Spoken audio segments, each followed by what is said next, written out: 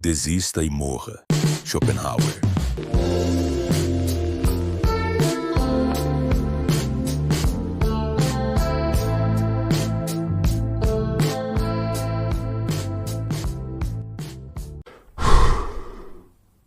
Nascido em 1788 na Alemanha, Arthur Schopenhauer é conhecido como o filósofo do pessimismo.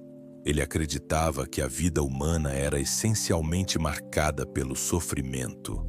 Segundo ele, viver é desejar e desejar é sofrer. Mas claro que a vida não é só tristeza. Schopenhauer falava de arte, compaixão e como escapar, mesmo que por alguns momentos, desse ciclo interminável de dor. Schopenhauer cresceu em um ambiente familiar conturbado.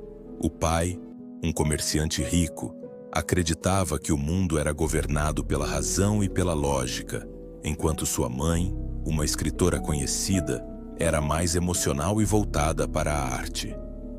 Essa dualidade influenciou profundamente o jovem Arthur. Ele via o mundo como um lugar hostil, movido por impulsos irracionais e desejos insaciáveis. A morte do pai, que provavelmente se suicidou, marcou Schopenhauer de forma definitiva. A partir daí, ele mergulhou nos estudos filosóficos com uma fome quase obsessiva por entender o porquê do sofrimento humano. E a resposta que ele encontrou foi radical. O mundo, segundo ele, é movido por uma força cega e irracional que ele chamou de vontade. Essa vontade é o motor de tudo. Ela nos impulsiona a agir, a desejar, a lutar, mas nunca a encontrar paz. Porque para ele, quando a gente alcança o que deseja, logo se sente vazio e começa a desejar outra coisa, sendo este um ciclo sem fim. O conceito central da filosofia de Schopenhauer é essa tal vontade. Imagine um motor invisível, constante que empurra tudo no universo, desde as plantas que crescem até os humanos que querem conquistar, consumir, amar ou vencer. Essa vontade não é racional, ela simplesmente quer, sem pensar nas consequências, e é aí que mora o sofrimento. Porque para ele, viver é estar eternamente insatisfeito. Você quer dinheiro? Quando consegue, quer mais. Quer amor? Quando tem, vem o medo de perder. Quer sucesso? Nunca é o suficiente. E isso não é uma falha de caráter. É simplesmente como o mundo funciona. A mente humana é só uma marionete nas mãos dessa força cega. E o mais louco, até a natureza sofre com isso. Animais, plantas, tudo no universo está preso nesse impulso de querer mais. Schopenhauer dizia que a única maneira de encontrar algum alívio era negando a vontade. O que ele via na arte, na contemplação estética e no ascetismo, que é basicamente abrir mão dos desejos e viver de forma simples, quase monástica. E aí entra uma das partes mais interessantes. Schopenhauer foi um dos primeiros filósofos ocidentais a se encantar com o pensamento oriental, especialmente o budismo e o hinduísmo. Ele achava que essas filosofias haviam compreendido algo que o Ocidente demorou séculos para entender: que a vida não é sobre conquistar, mas sim sobre libertar-se do desejo. Ele via no nirvana budista uma espécie de salvação do ciclo da vontade. Também por isso defendia que a arte e a música tinham o poder de suspender temporariamente esse sofrimento. Porque quando você se entrega à beleza de uma melodia ou à profundidade de uma obra de arte, por um breve instante você esquece do eu, dos desejos, das frustrações. É como se a alma tivesse um respiro em meio ao caos da existência. Para ele, o artista era quase um profeta. Alguém que conseguia escapar, mesmo que por um segundo, das garras da vontade. Agora, pense comigo. Como Schopenhauer foi recebido em sua época?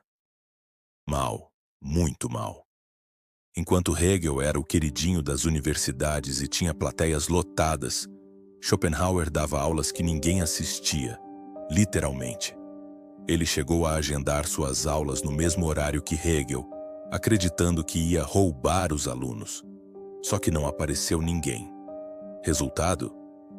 Ele ficou amargurado, se afastou da vida acadêmica e passou anos escrevendo sozinho.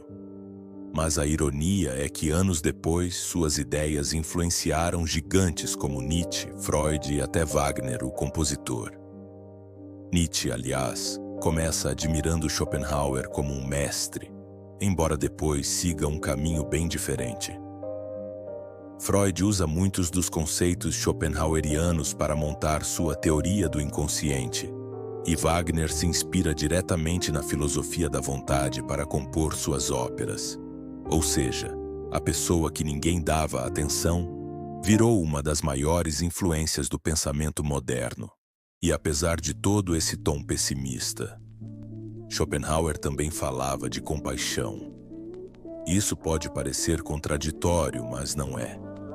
Ele acreditava que, já que todos nós sofremos, a única coisa que pode realmente nos unir é a empatia. Quando você reconhece que o outro também é uma vítima da vontade, você sente compaixão. Por isso ele era contra a crueldade com os animais, por exemplo. Ele via todos os seres vivos como parte de um mesmo sofrimento universal. E é nessa ideia que sua filosofia encontra um certo tipo de humanidade. Não é sobre abraçar o sofrimento com um sorriso falso, mas sobre encará-lo de frente, entendê-lo e agir com bondade mesmo assim. A compaixão, para ele, é o único fundamento real da moral. Não tem nada a ver com mandamentos divinos ou regras sociais.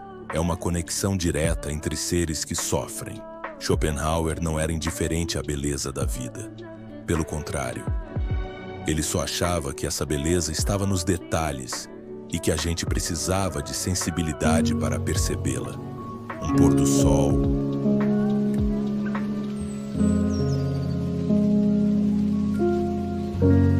uma música de Beethoven,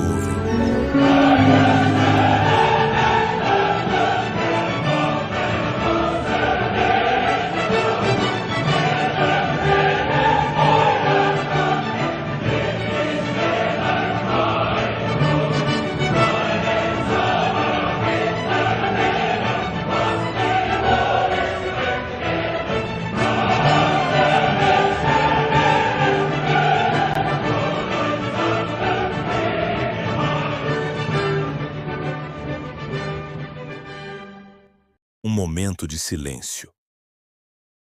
Nessas pequenas brechas, ele acreditava que era possível respirar fora do ciclo do desejo. E é por isso que, para ele, o gênio artístico tinha tanto valor, porque era alguém que via o mundo com outros olhos e podia mostrar isso para os outros. O artista não resolve os problemas do mundo, mas oferece uma trégua.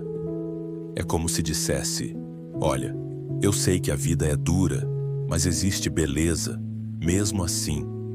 E talvez esse seja o ponto mais marcante de sua filosofia. A vida é sofrimento, sim, mas dentro desse sofrimento há espaço para consciência, compaixão e até transcendência. Se você chegou até aqui, parabéns. Entrar no mundo de Schopenhauer é como olhar no espelho e ver que, por trás do filtro e das aparências, existe algo mais profundo, mais verdadeiro. É desconfortável, sim, mas também necessário. Porque enquanto muitas pessoas vendem felicidade instantânea, Schopenhauer entrega um mapa para entender por que sofremos e o que pode ser feito com isso. Ele não vai te prometer um final feliz, mas talvez ele te ajude a encontrar sentido mesmo no meio do caos. E no fim das contas, talvez seja isso o que mais importa.